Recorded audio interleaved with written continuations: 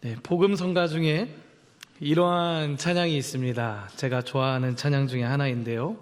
드럼이 없으면 부르기가 쉽지 않은 찬양인데, 그래서 제목만, 가사만 읽어보도록 하겠습니다.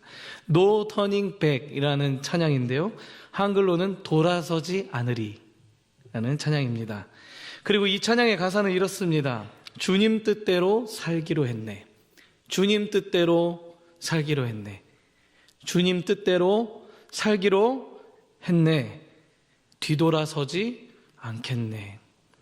어떠한 시련이 와도 수많은 유혹 속에도 신실하신 주님 약속 나 붙들리라. 세상이 이해 못하고 우리를 조롱하여도 신실하신 주님 약속 나 붙들리라.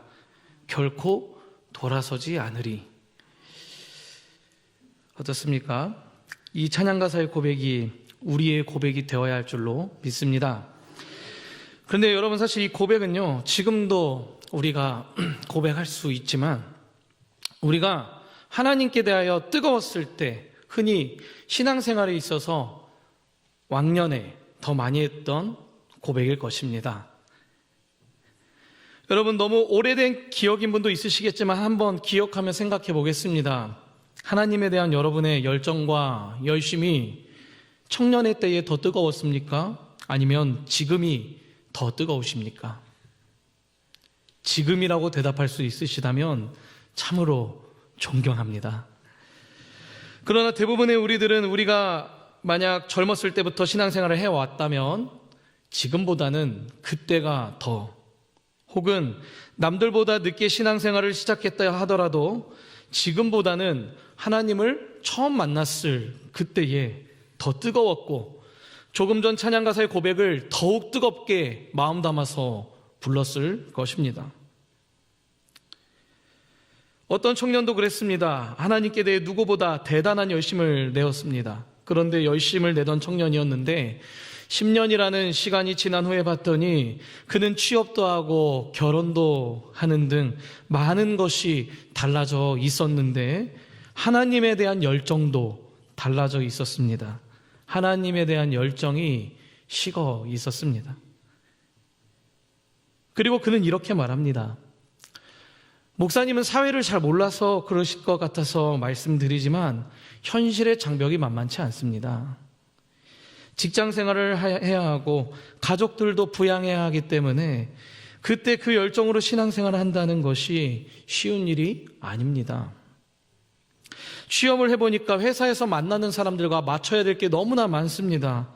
결혼하고 자녀가 하나둘씩 생기니까 이제는 교회 일보다는 현실적인 문제들 가운데 풀어가야 할 문제들이 많아지게 되었던 것입니다. 청년 때에는 어떻습니까? 청년 때에는 가진 것도 없고 잃을 것도 없고 애인도 없고 돈 쓸 것도 없고, 그래서 얼마든지 교회 와서 자기 젊음을 쏟아내고 또 시간을 헌신할 수 있었습니다. 그때는 하나님에 대한 열정 하나로 이 세상을 뒤집어 엎을 줄 알았습니다. 그런데 청년의 때가 끝나고 직장 생활하고 가정이 생기게 되니까 내가 살아가야 하는 이 세상이 만만치가 않았구나 라는 것이 보이기 시작하는 것입니다.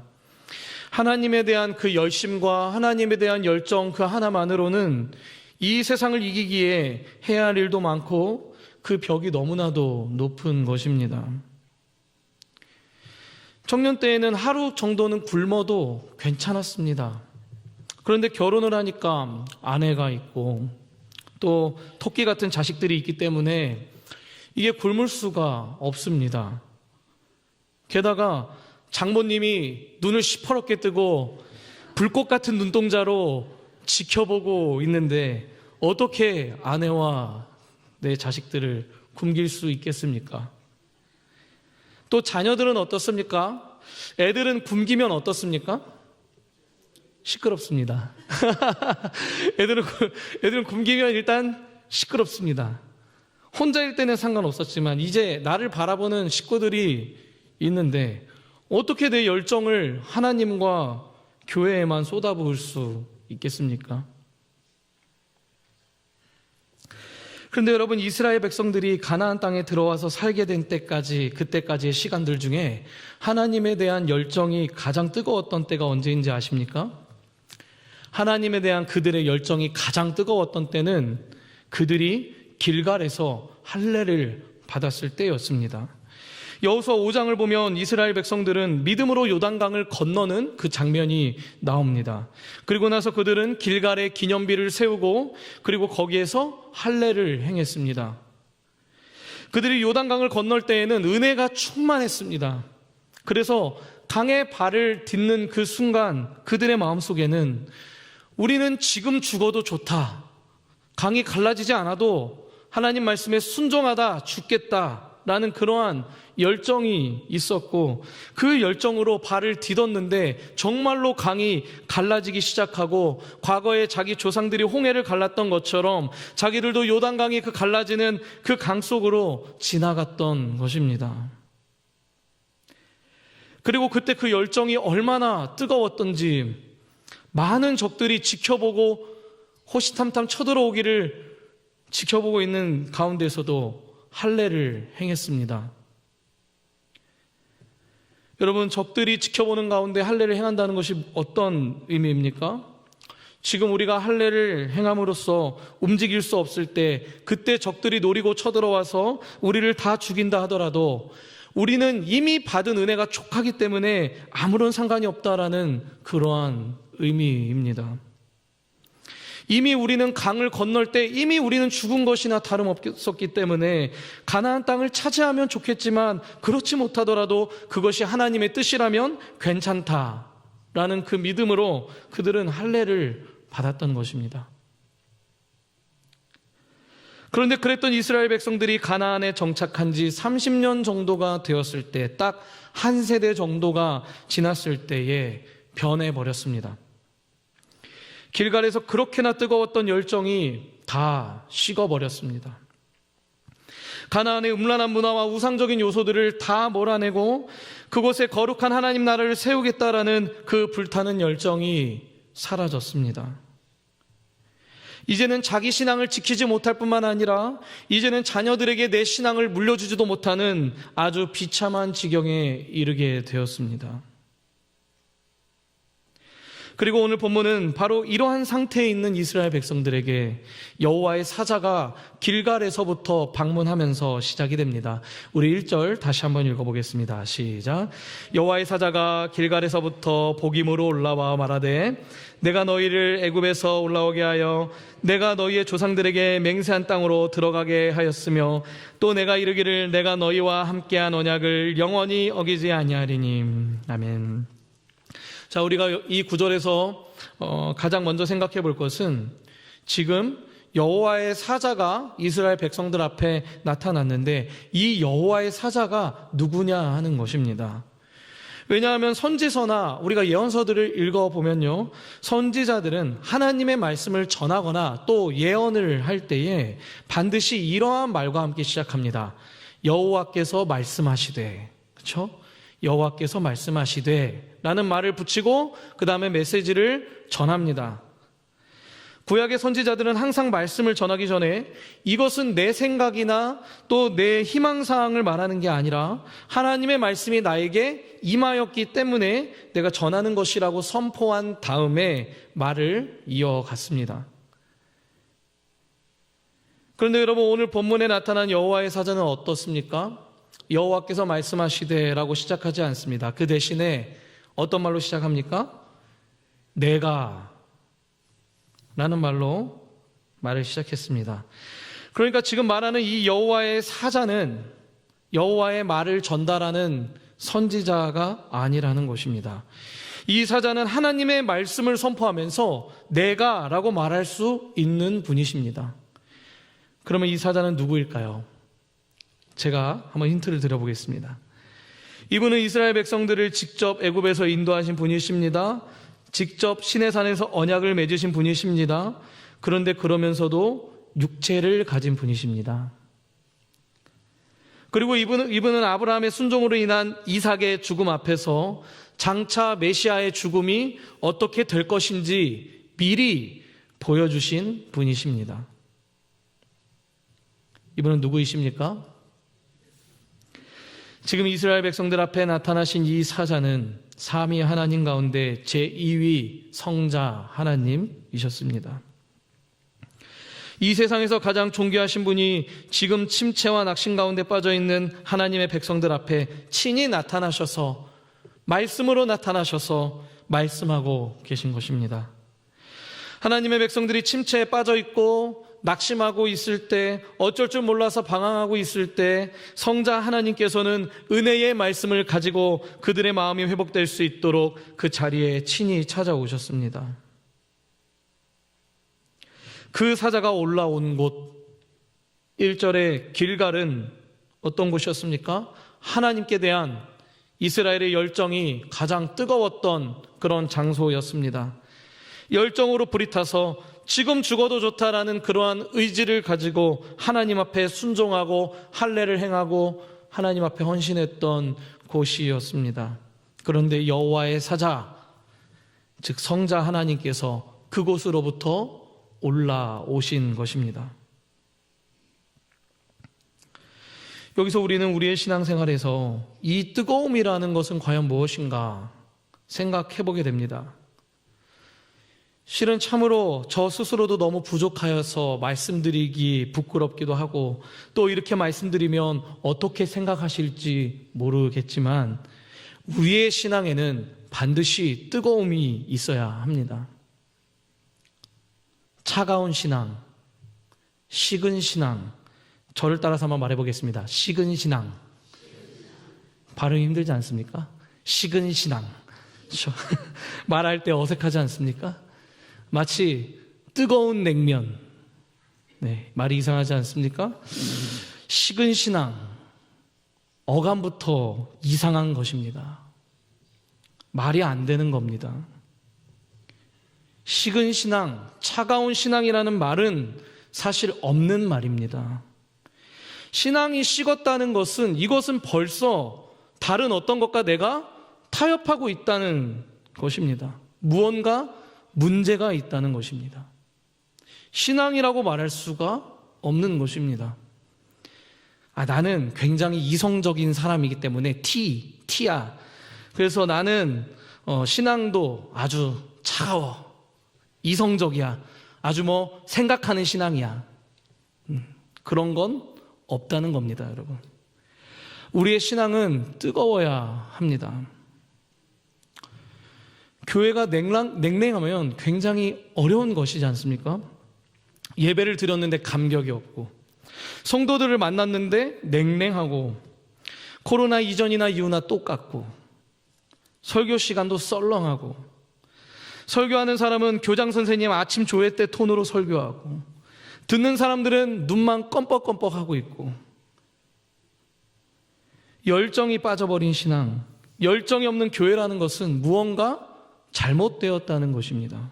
최소한 정상은 아니라는 것입니다.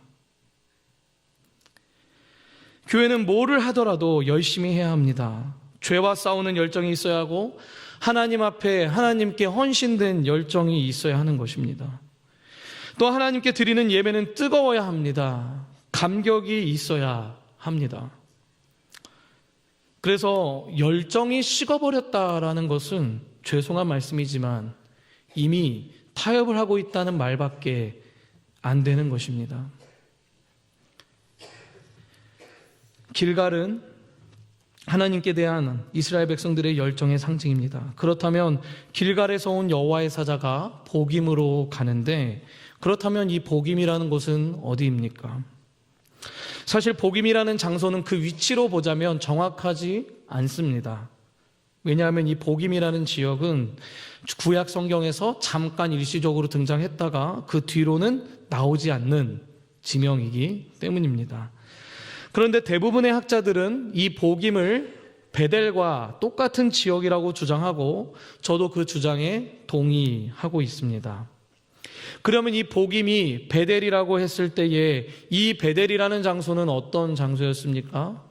우리가 사실 긍정적인 의미로 많이 말하고 하지만, 지난 저의 수요 설교 말씀 때 말씀드렸는데, 요셉 지파의 타협이 시작된 곳, 그것이 바로 베델이었습니다. 원래 이름은 무엇일까요? 네, 정답이 나왔네요. 네, 루스였습니다. 요셉 지파가 어리석은 타협을 하는 바람에 그 이후에 계속해서 타협하고 실패하고 망하는 길을 걷게 했던 그 지역이 바로 베델이었습니다. 베델은 무너졌지만 루스라는 또 다른 같은 이름의 성이 또 생기게 되어서 루스는 여전히 지속되었던 그곳이 바로 베델이었습니다. 그러니까 이스라엘의 실패는 바로 이 베델에서부터, 복임으로부터 시작되었던 것입니다. 그러니까 이 복임이라는 곳은 길갈과 반대로 실패의 상징이 되는 것입니다. 이렇게 하나님께서는 이스라엘 백성들에게 말씀하실 때에 그들의 죄가 가장 분명하게 드러나는 그 죄의 범죄의 현장으로 찾아오셔서 그들에게 말씀하시는 분이십니다. 특별히 그가 사랑하는 자들의 죄를 책망하시고 그들이 죄를 회개하고 나오기를 원하실 때 하나님께서는 죄의 현장의 자리에서 즉각적으로 말씀하시는 분이십니다. 그렇게 하셔서 어떻게 해서든지, 기분이 나쁘든 말든 어떻게 해서든지 그가 사랑하는 그 백성들이 빨리빨리 죄로부터 돌이키고 다시금 회복된 삶을 살게 하시려는 것입니다. 하나님께서는 당신의 백성들을 만나기 위해 복임에 오셨습니다. 그리고 말씀하셨습니다. 우리 1절입니다. 다시 한번 읽습니다. 내가 너희를 애굽에서 올라오게 하여 내가 너희의 조상들에게 맹세한 땅으로 들어가게 하였으며 또 내가 이르기를 내가 너희와 함께한 언약을 영원히 어기지 아니하리니. 2절 이어서 함께 읽습니다. 너희는 이 땅의 주민과 언약을 맺지 말며 그들의 제단들을 헐라하였거늘 너희가 내 목소리를 듣지 아니하였으니 어찌하여 그리하였느냐. 아멘. 열정을 잃어버리고 가나안 땅에서 방황하고 있던 이스라엘 백성들에게 하나님께서 장황하게 다른 말씀 하지 않으셨습니다. 단지 너희가 이 땅에 어떻게 존재하게 되었는지 그걸 잊어버리지 않았느냐. 애굽의 노예로 살고 있던 너희를 구해줬던 것을 벌써 잊어버렸느냐. 너희가 어떻게 이 가나안 땅을 차지하고 정착하게 되었는지 너희의 그 존재의 이유, 너의 그 존재의 의미와 목적을 벌써 잊고 살아가느냐. 하나님께서는 근본적인 문제만 말씀하셨습니다. 너희를 이곳까지 인도한 분이 누구냐? 누가 지혜를 주셔서 학위를 마치게 하셨느냐? 누가 결혼을 허락해 주었고 누가 직장과 사업장을 허락해 주었느냐? 그 집에 살고 있게 해주신 분이 누구냐? 너희가 날 때부터 박사가운을 입고 있었으며 너희가 날 때부터 교양 있는 모습으로 나왔느냐? 지금 너희의 모습을 이대로 살게 하신 분이 누구냐? 물으셨던 것입니다. 그러니까 하나님께서는 그들에게 내가 너희를 오늘날까지 인도했다 말씀하시는 것입니다. 그리고 우리는 이것을 잊으면 안 됩니다. 우리를 존재하게 하신 분, 그분은 천지를 말씀만으로 창조하신 바로 우리 하나님이심을 결코 잊어서는 안 됩니다. 여러분, 이 세상에서 가장 힘든 일이 무엇입니까? 이 세상에서 가장 힘든 일은 사실 하나님을 믿는 일입니다. 하나님을 믿는다는 것은 마치 노예들이 집단적으로 자유인이 되는 것과 똑같기 때문입니다. 그런데 탈출하는 것보다, 노예의 자리에서 탈출하는 것보다 더 어려운 일이 있는데 그것은 바로 탈출한 노예가 노예로 평생 살았던 그 사람이 자유인으로서의 삶을 살아가는 일입니다. 애굽에서 탈출한 노예들의 인구는 장정만 60만, 여자들과 자식들까지 하면 적게는 200만에서 많게는 400만 되는 그 많은 노예의 민족들이었는데 그 민족을 하나님께서 애굽으로부터 건져내셨습니다. 그리고 그들은 홍해를 건너면서 모두 다 물 아래에서 세례를 받았습니다. 하나님의 백성으로 인치심을 받았습니다. 그리고 광야 40년을 거치면서 이제부터는 하나님 백성다운 삶, 구원받아서 자유인이 된 백성으로 이제는 죄의 노예의 근성을 버리고 이제 하나님 백성다운 삶을 살아가는 그러한 법을 광야 40년 동안 연습하였습니다. 그리고 이제 구원의 선물로 주시는 가나안 땅을 그들에게 축복으로 주셨습니다. 우리의 구원은 단순히 죄의 속박으로부터 벗어나고 죄의 문제가 해결되고 천국에 가는 것이 아닙니다. 죄의 속박에서 해방되는 것이 구원의 전부는 아니라는 것입니다. 우리의 구원에는요, 반드시 하나님의 축복이 따라오게 되어 있습니다. 그것이 이스라엘 백성들에게는 가나안 땅이었고, 우리들에게는 우리가 일상적으로 누리게 되는 일반 은총인 것입니다. 하나님께서 우리에게 물질을 주셨습니다. 우리에게 거할 수 있는, 잠잘 수 있는 처소를 주셨습니다. 학위를 주셨습니다. 예배에 나올 수 있는 건강도 우리에게 주셨습니다. 사랑하는 가족을 주셨고 사랑스러운 자녀들을 주셨습니다. 그리고 이 모든 것이 하나님께서 우리에게 구원에 더하여서 주시는 풍성한 복입니다.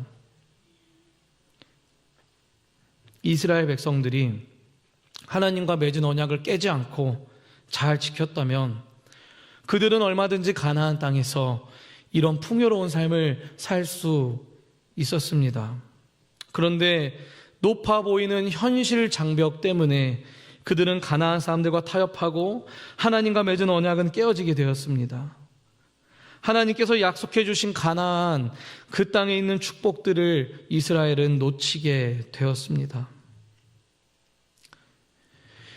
이스라엘 백성들은 하나님을 버리지 않았습니다. 사사시대의 역사 속에서 사사시대를 읽어보면 하나님을 버린 적이 한 번도 없습니다. 그들은 꼬박꼬박 제단을 쌓고 꼬박꼬박 예배 드렸습니다. 그러나 문제는 그들이 따르는 분이 하나님 한 분이 전부가 아니었다는 것이 문제였습니다. 그들은 삶에서 타협했던 것처럼 신앙의 영역에서도 타협했습니다. 여호와 신앙을 버린 건 아니지만 가나안 신앙에서 자기들에게 유익하고 좋은 부분들을 더하고 더하여서 혼합을 해서 그럴듯해 보이는, 나에게 딱 맞는 그런 두리뭉실한 신흥 종교를 만들어 버렸습니다. 하나님도 인정했지만 바알도 인정했습니다. 하나님 말씀도 인정했지만 가나안 문화도 받아들였습니다. 예배당에서는 아멘 아멘 했지만 밖에서는 내 생각과 세상과 타협하며 살아갔습니다. 그냥 누가 봤을 때 누가 보더라도 욕먹지 않는 선에서 적당히 타협한 나만의 신앙을 가지게 되었습니다. 그런데 하나님께서는 그렇게 하고 있는 이스라엘 백성들에게 와, 너희 참 잘하고 있구나. 나는 혹시나 너희가 너무 말씀만 붙들고 살다가 농사에 실패하면 어쩌나. 너무 하나님 말씀만 붙들고 있다가 적군들에게 전멸당하면 어쩌나. 내가 걱정했는데 너희들이 알아서 그 신앙과 삶의 밸런스를 잘 잡고 있구나. 잘하였도다. 착하고 충성된 종아. 이렇게 말하지 않으셨다는 것입니다. 오히려 하나님께서는 그들을 향해서 너희가 내 목소리를 듣지 않았다. 어찌 나와의 언약을 깨트리고 가나안과 언약을 맺었느냐. 책망하셨습니다. 우리 3절 함께 읽어보겠습니다. 시작. 그러므로 내가 또 말하기를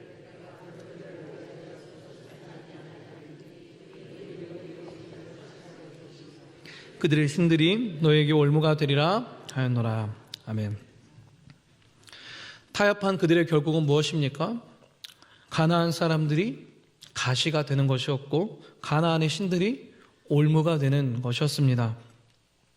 그들은 하나님을 완전히 떠나지 않았습니다. 예배 잘 드렸습니다. 그러나 온전히 순종한 것도 아니었습니다. 가나안인들의 삶의 방식을 인정하고 받아들여서 자기들에게 필요한 부분들만 취사 선택했을 뿐이었습니다. 그런데 그것이 문제였던 것입니다. 신앙에 있어서 적절하게 타협하고 내 선에서 적당한 선에서 끊어버리는 것, 내가 할 수 있는 선에서, 내가 지키고 싶은 선에서 내 신앙을 마음대로 정해버린 것이 문제였습니다. 실제로 하나님께서 이스라엘 백성들에게 원하셨던 것은 온 세상에 있는 우상들을 다 물리치고 온 세상의 지구를 다 돌아다니면서 바알과 아세라 신상들을 다 박살내라는 것이 아니었습니다. 하나님께서 원하셨던 건 무엇입니까? 하나님께서 원하셨던 것은 당신이 각 지파에게 맡겨준 그 영역이 있으니까, 땅이 있으니까, 그 가나안 땅이 있으니까 그 지파 안에서만큼은 바알과 아스다롯을 몰아내고 아세라 신상을 부수고 가나안 사람들을 쫓아내어서 그곳을 하나님 나라로 만들라는 것이었지, 온 세상을 두루 다니면서 세상에 있는 모든 우상들을 다 박살내라는 것이 아니었습니다. 하나님께서는 저와 여러분에게 인도에 가서 요가하는 사람들 다 꺾어버리고, 중국에 가서 불상들 다 깨뜨려버리고 태워버리고, 이슬람 사원들 다 박살내라, 이렇게 요구하시지 않습니다. 단지 우리에게 맡겨주신 영역, 내 가정, 내 회사, 사업장, 학교, 교회, 나에게 맡겨주신 그 영역에서만큼은 철저하게 가나안의 요소들과 죄의 요소들을 뿌리 뽑기를 원하시고 요구하십니다. 요즘에 OTT 프로그램들이나 유튜브 영상들을 보면 참 많이 등장하는 것이 있습니다. 바로 귀신입니다. 그리고 요즘 드라마들은 복잡해가지고 보지도 못합니다. 옛날처럼 삼각 구도가 아니라 사각, 오각, 육각, 그렇죠? 사귀다 보면 사돈관계고, 알고 보면 형제였고, 그래서 저같이 머리 나쁜 사람은 이제 이해하지도 못합니다. 그런데 그렇다고 해서 방송국에 항의를 하고 그런 거 하지 마라, 이렇게 하라는 게 아니라, 내 집에 있는 TV에서만큼은, 내 스마트폰에서만큼은, 또 나에게 주신 가정에서만큼은 그런 이상한 것들이 나오면 안 된다는 것입니다. 가령 내가 가지고 있는 건물에 점쟁이나 또 이단단체가 새들어 있다거나 음란한 장사를 하는 사람들이 새들어 있다면, 그들이 돈을 너무 잘 벌어가지고 월세를 꼬박꼬박 내고 때로는 막 2배씩 내고 이렇게 하더라도 쫓아내라는 것입니다.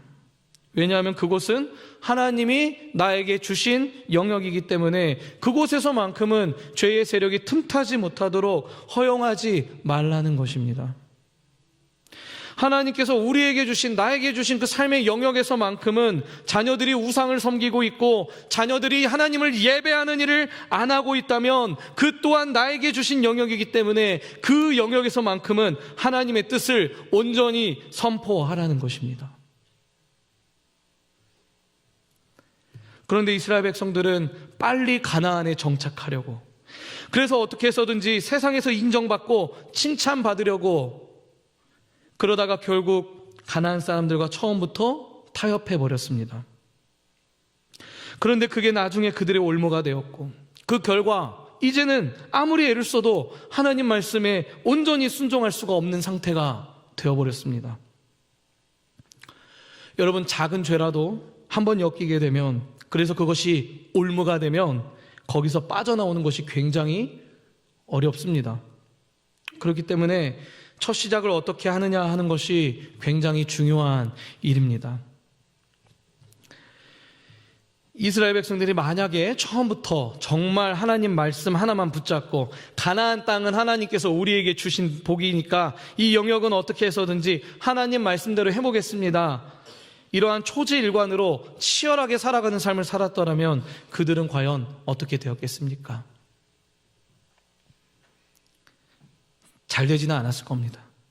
타협하지 않고 말씀만 붙들었다면 그들의 그 초기 생활은 가난과 궁핍으로 또 불안정한 삶의 연속이었을 것입니다. 왜냐하면 그들은 언제 씨를 뿌려야 하는지, 어떤 땅에다가 씨를 뿌려야 하는지 몰랐습니다. 일단은 뿌려놓고 한번 뿌려보고 자라면 먹겠지만 자라지 않으면 굶는 날이 허다했을 것입니다. 그러다 어쩌다가 이제 감자가 났습니다. 그래가지고 신나가지고 감자를 캐고 있는데 가나안 사람들이 쳐들어옵니다. 어떻게 해야 됩니까? 감자 던지고 싸우러 가야 하고, 그렇게 불안정한 삶을 살아야 했을 것입니다. 농사도 전쟁도 정착도 쉽지 않았을 것입니다. 그런데 그럴 거라는 걸 이스라엘 백성들은 알고 있었다는 것입니다. 그러니까 처음부터 힘든 삶을 선택하지 않으려고, 쉽게 정착하려고 이런 길을 선택했던 것입니다. 어느 누가 불안정할 거 뻔히 보이는데, 잘 안 될 거 뻔히 보이는데 그러한 길을 가겠으며, 이렇게 하면 분명히 제대로 안 될 거 다 알면서 그 길을 끝까지 가는 미련한 사람이 어디에 있겠습니까? 그러나 하나님께서는 한번 해보라는 겁니다. 말씀만 붙잡고 살아가는 삶이 분명 쉽지 않겠지만 해보라는 것입니다. 약속 믿고 달려보라는 겁니다. 모두가 넓은 길로 질주하면서 달려가더라도 너희는 좁은 길로 조금씩 힘들겠지만 한 걸음씩 움직여 보라는 것입니다. 옛날에 하나님 말씀만 붙잡고 적들이 지켜보는 중에도 할례를 행했던 그 열정이 다 어디로 갔느냐? 한 번만 더 말씀 붙잡고 살아보지. 그러면 어땠을까? 하나님께서는 책망하시는 것입니다. 그런데 결국 가나안 사람과 그들의 우상들이 그들의 올무가 되었습니다. 그들을 붙잡고 놔주지를 않습니다. 그들이 다시 하나님께 마음을 돌이키려고 해도 이제는 그것들이 올무가 되어서 제대로 할 수가 없는 겁니다. 이제는 그들이 어느 날 양심에 좀 가책을 느끼고 이제 하나님께 돌아가야 되겠다 이렇게 생각을 했는데, 가나안 사람들이 보니까 이게 웃긴 겁니다. 갑자기 왜 그래? 너희 어제까지만 해도 우리랑 같이 우상에 절하고 같이 섬기고 그래 놓고 갑자기 여호와만 섬긴다고 하면 어떡해? 그러면 안 되지. 너희들 농사 짓는 거 우리가 다 가르쳐줬잖아. 돈 잘 버는 법 우리가 가르쳐줘서 지금 잘 먹고 잘 살고 있으면서 뜬금없이 하나님께만 붙어 산다 그러면 안 되는 거 아닌가 하면서 붙잡는 겁니다. 이스라엘 백성들과 가나안 사람들은 더불어 사는 이웃이 되어버렸습니다. 그리고 그 이웃은 이스라엘의 영원한 올무가 되어버렸습니다. 그렇게 하나님의 사자가 그들을 책망할 때에 이스라엘 백성들은 어떻게 반응했습니까? 우리 4절과 5절 다시 한번 읽어보겠습니다. 시작. 여호와의 사자가 이스라엘 이 말씀을 이름에 백성이 소리를 높여 운지라. 그러므로 그것을 이름하여 복임이라 하고 그들이 거기서 여호와께 제사를 드렸더라. 아멘. 하나님의 사자가 나타나서 너희가 어떻게 하나님과의 언약을 깨트리고 가나안 사람들과 언약을 맺어서 또 그들이 이제는 너희의 올무가 되어서 이제는 너희가 나에게 돌아오고 싶어도 돌아올 수 없는 그러한 지경이 되었느냐? 이제는 회개하고 돌이켜야 될 때가 아니냐 말씀하실 때에 이스라엘 백성들은 그 범죄의 현장에서 소리 높여 울기 시작했습니다. 그렇다면 그들은 왜 울었을까요? 생각해 봅니다. 먼저는 서러웠을 것 같습니다. 하나님께서 우리에게 약속하신 이렇게 이 가나안 땅을 내 몫을 주셨는데 마땅히 우리가 이 차지해야 했었는데 차지하지 못하고 뒤로 빠져 있고 물러나 있고 오히려 가나안 사람들에게 빼앗기니 서러웠을 것입니다. 또 책망하는 소리를 듣고서는 우리가 길갈에서는 그렇게 열정이 많고 뜨거웠었는데 우리가 30세에는 그렇게 열정이 뜨거웠는데 60세가 되니까 이 열정이 30년 만에 이렇게 다 식어버렸구나 반성했을 것입니다. 어찌 보면 신앙의 불씨가 아직은 남아있었던 것입니다. 과거에 하나님을 처음 만났을 때 그 뜨거운 마음, 그 열정을 회복해야 한다는 그러한 어떤 죄책감 속에서 살아가고 있었는데 여호와의 사자가 찾아와서 다시 한번 그 말씀을 선포해 주니까 과거가 생각나서 울었던 것입니다. 그런데 중요한 건 무엇인지 아십니까? 그들은 길갈로 돌아가지 않습니다. 복임에서 울고 치워버렸습니다. 우는 것만으로 회개가 되는 게 아닙니다. 마음으로 뉘우치면서 내가 그러면 안 되는데 내가 그동안 큰 실수를 했구나 하면서 운다고 해서 회개가 되는 게 아닙니다. 우리는 감정적으로 서러워서 또 하나님께 죄송스러워서 말씀 듣는 가운데 슬픈 일이 생각나서 울 수 있습니다. 그러나 그것만으로는 회개가 아닙니다. 왜냐하면 우리는 예배를 마치고 눈물 닦으면서 코 풀었던 휴지를 쓰레기통에 버리면서 그 감정도 같이 버리기 때문입니다. 그렇다면 회개는 무엇입니까? 회개는 우는 게 아니라 울지 않더라도 내 생각이 바뀌고 내 삶이 바뀌는 것이 회개입니다. 말씀 붙들고 살아가리라 결코 돌아서지 않으리 다짐하며 실제로 변화되는 것이 회개입니다, 여러분.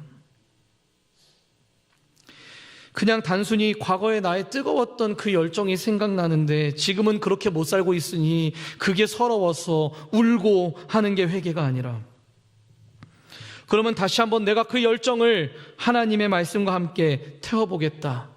내 생각이 바뀌고 삶이 바뀌는 것이 회개입니다. 이스라엘은 과거가 생각나서 울었습니다.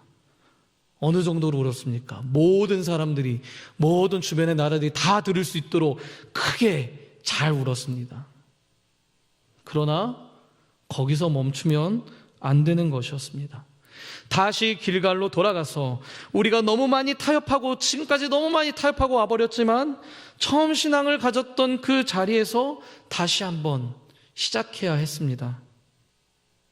물론 그렇게 하려면 그동안 쌓아왔던 것, 또 누리고 있던 것들이 너무나 많았기 때문에, 올무가 되었기 때문에 이제는 훨씬 더 어려웠을 것입니다. 다시 말씀만 붙잡고 다 포기하고 철저하게 열정으로 시작하려면 몇 배는 더 힘들었을 것입니다. 그러나 하나님께서는 이 새로운 삶을 시작하라고 말씀하시는 것입니다.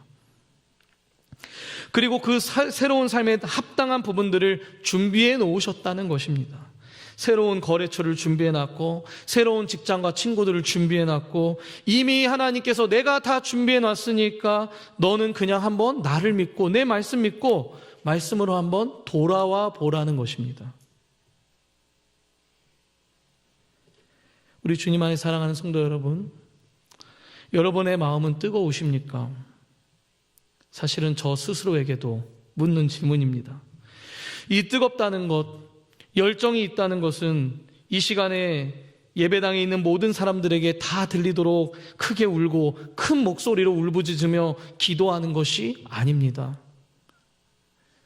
오히려 크게 울고 큰 목소리로 기도는 하는데 내 마음은 여전히 차갑다면 외식하는 자일 뿐입니다. 그 마음에 진정 어린 뜨거움이 있으면, 마음의 뜨거움이 있으면 크게 울지 않아도, 모두에게 들리도록 크게 기도하지 않아도 그 삶에서 하나님에 대한 그 열정이, 그 뜨거움이 나타나고 삶이 변화되는 것입니다. 하나님에 대한 여러분의 열정은 지금 불타고 있습니까? 마음이 불타고 있습니까? 하나님께서 처음 만나 주셨을 때 그 뜨거운 마음이 여러분 마음속에 남아 있습니까? 만약에 그렇지 않다면, 여전히 울고 떠나버린 복임에 있다면 오늘 하나님의 음성을 듣고 길갈로 돌아오시길 바랍니다. 그리고 길갈에서, 맨 땅에서 다시 한번 시작해 보시길 바랍니다. 적들이 지켜보는 가운데 할례를 받았던 그 담대한 믿음을 가지고 다시 한번 시작해 보시기를 바랍니다. 그렇게 할 때에 지금 누리고 있는 것들 잃어버릴 수 있습니다. 지금 내가 조금 더 벌었던 돈 잃어버릴 수 있습니다. 내가 조금 더 재미 봤던 거 잃을 수 있습니다. 그러나 하나님 말씀 든든히 붙잡고 나아갈 때 하나님께서는 새로운 것으로 우리 삶을 책임지시고 채워주시고 바꿔주실 것입니다.